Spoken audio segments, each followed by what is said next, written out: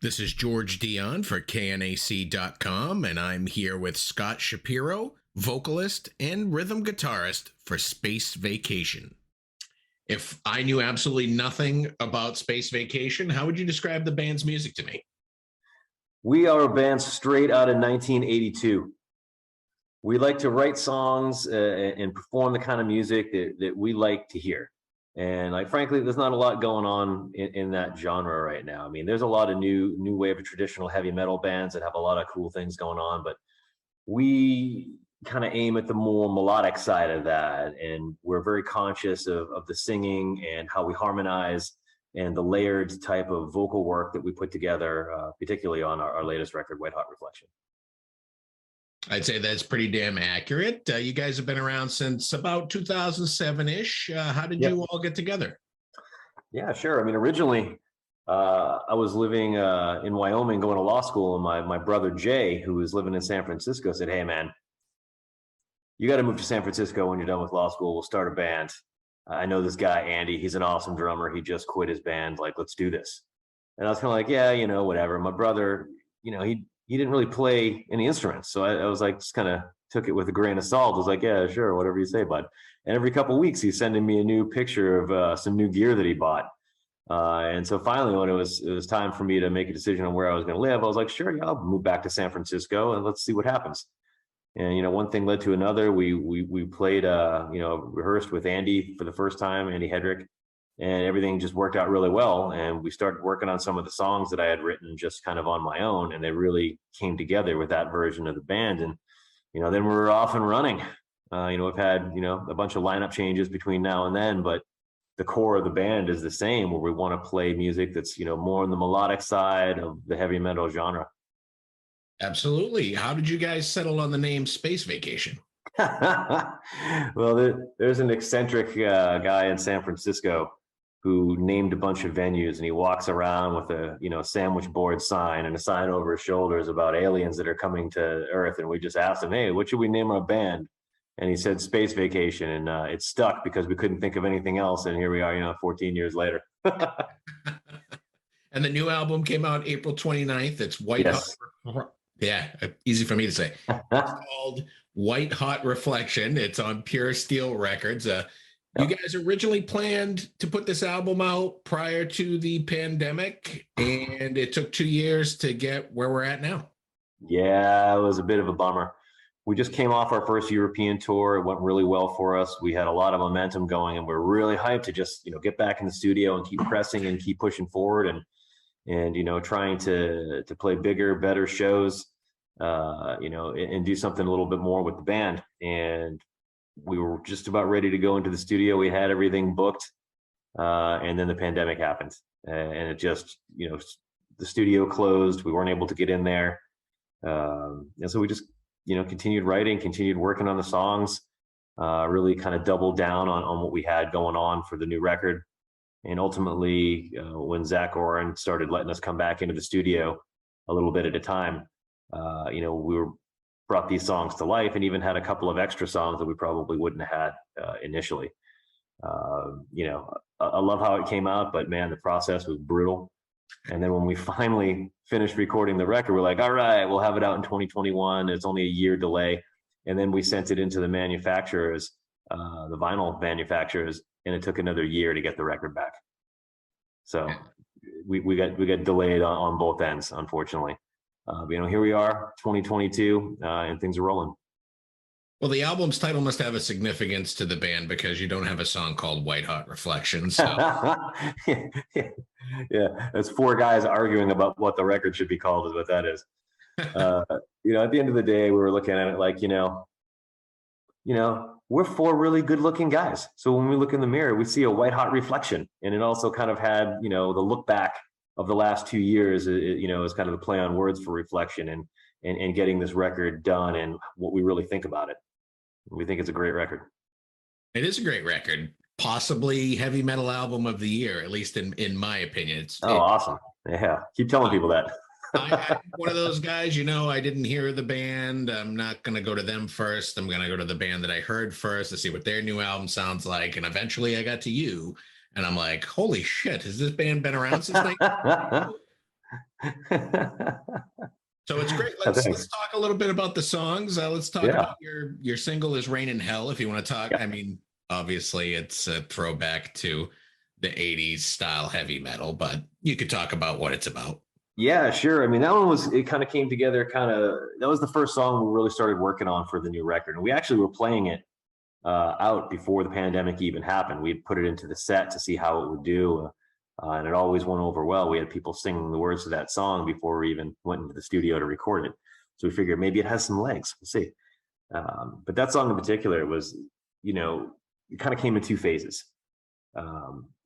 That opening riff that Keo plays, where it's like a pulsating lick, that just sounded so cool. And we're like, how can we work that, into a song? How can we get that rhythm into it? And it took a long time for us to kind of figure out how to make it work and sit within a song, because it doesn't necessarily rhythmically, it's just very different.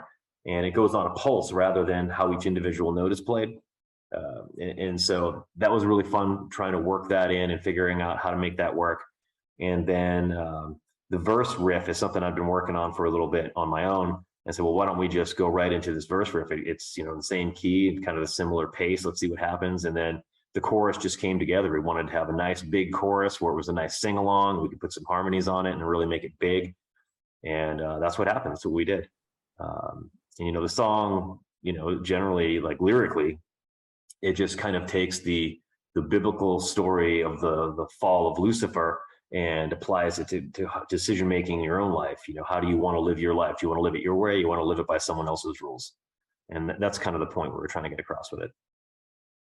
When you're writing music, you guys do this collectively, or does the band come up with, well, you play guitar too, so I guess, do you come up with instrumentals together and you're the sole lyricist?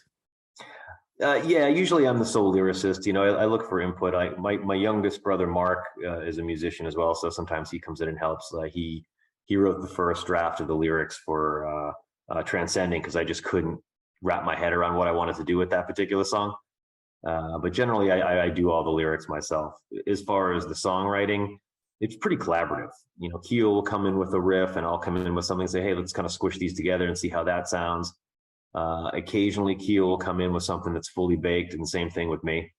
And then we'll work through it as a band, and everyone will kind of put their 2 cents into it, throw it into the song soup and see what comes out.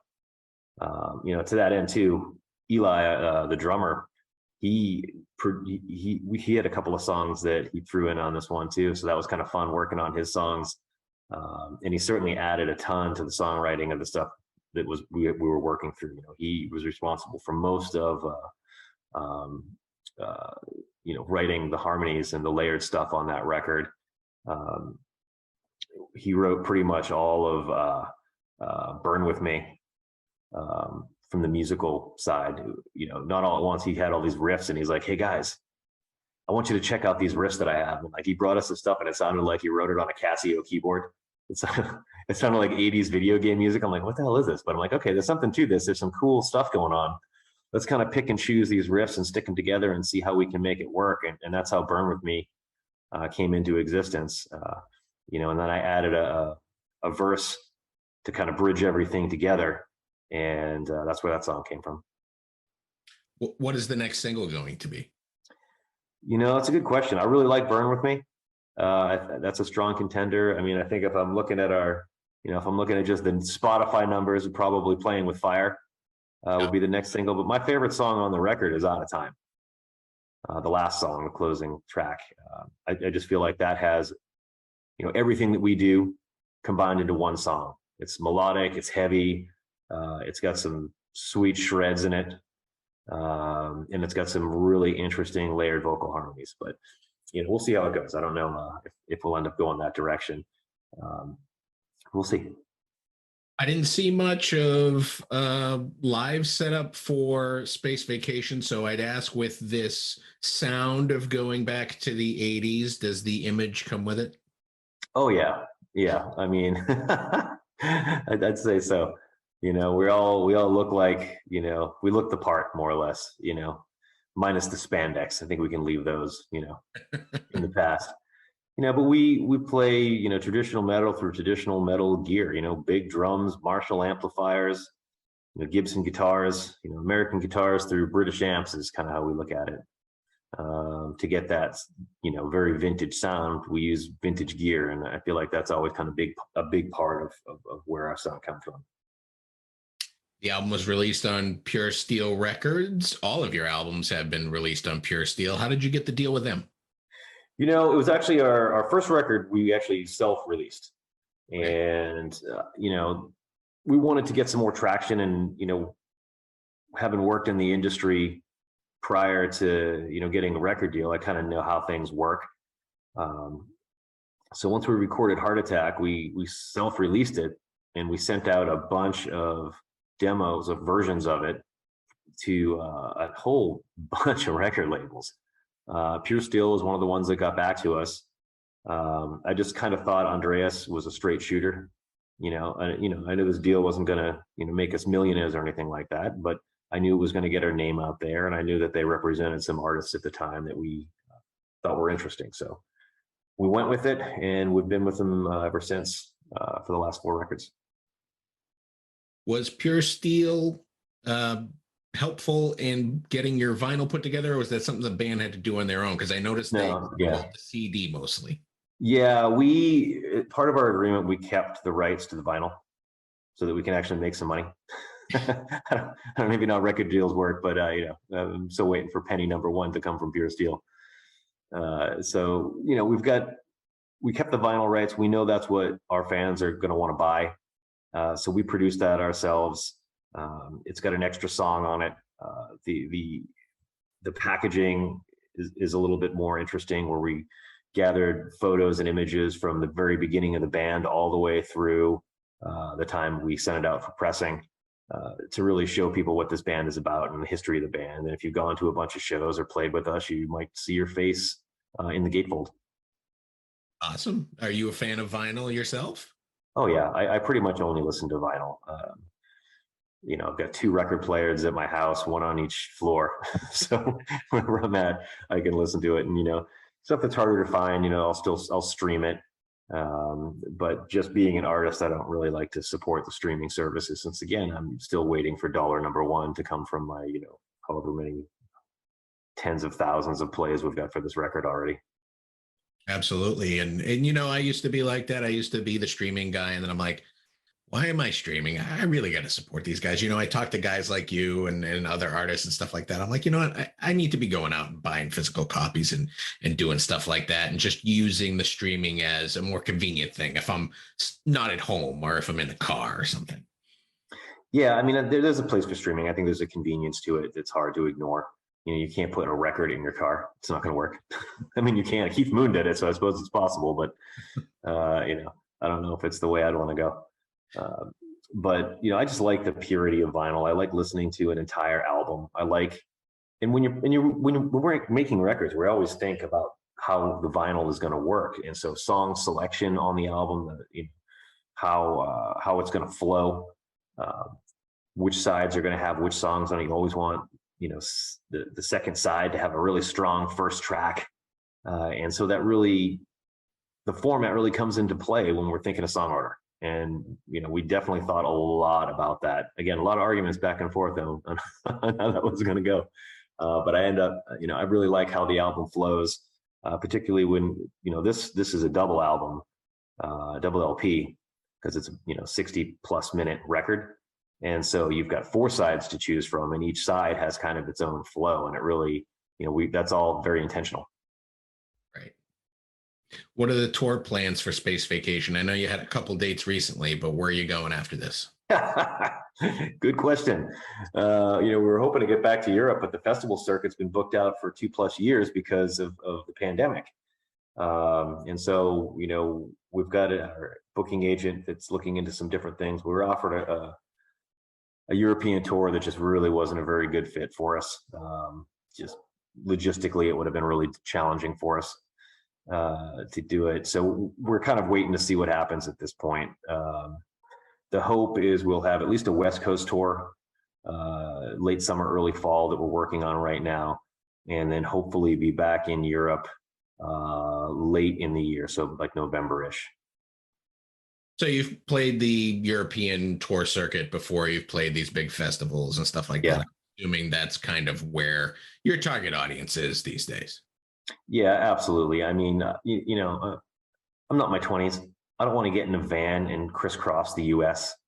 It's not going to work. Particularly, gas prices right now is $7 a gallon here in San Francisco. And, they're charging $10 a head at the door. I'm like, this math is not working. It's just not. So, we're not going to get out there and do something for the sake of doing it, which is,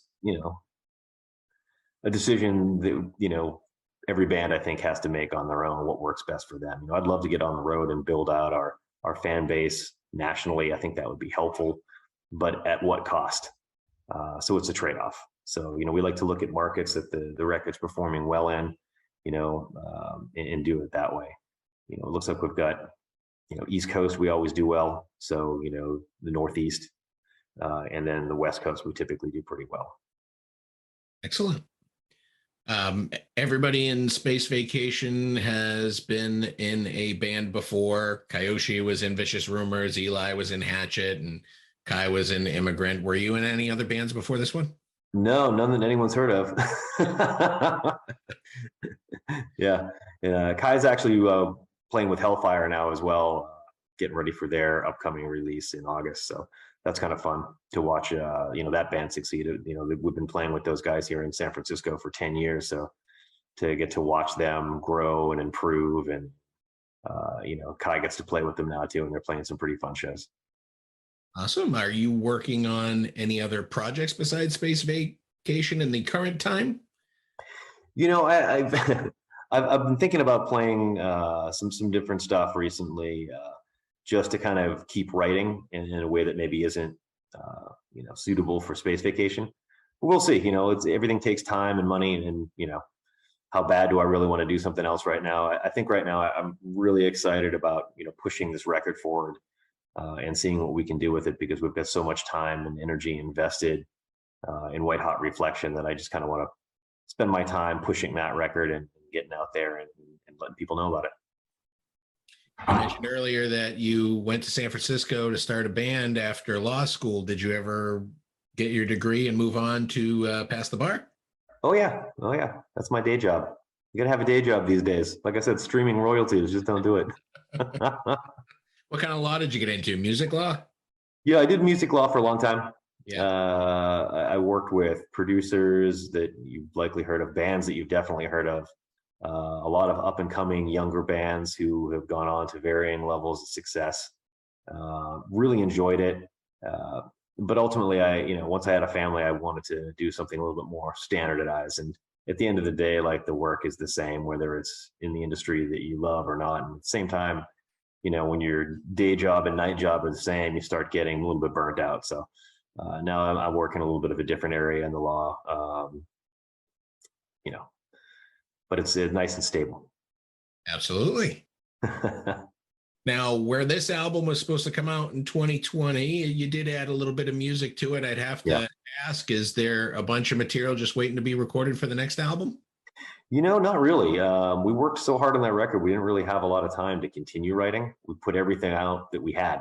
And now again was another conscious choice. We had some debate on whether or not we wanted to kind of split this into 2 records or just release one. And at the end of the day, I was kind of like, guys, like, this music that we've been working on is kind of like a time capsule, right? Like, this is what we were thinking and feeling at this time. Like, why wait to put it out? We'll just be sitting on it and it's going to feel stale, 2-3 years from now when we get a chance to put another record out. So let's put everything on this record, get it all out there in the world, and we'll start with a clean slate for the next record. And so Q and I have been talking a lot about kind of the direction we want to take with the next record, just while we're waiting for this, the tours and shows to kind of materialize. But nothing super solid yet. We've got some riffs though. We got some sick riffs. They don't sound like they've been made on a Casio, do they? They do not, gracefully. We'll see. Maybe we'll go in that direction. Get some guitars. Well, that's all I got for you today, Scott. Thanks for speaking with KNAC.com. The new album is White Hot Reflection. The name of the band is Space Vacation. Fantastic metal album. Like I said in the beginning, possibly metal album of the year. Oh, thanks. I keep spreading the word. Let people know.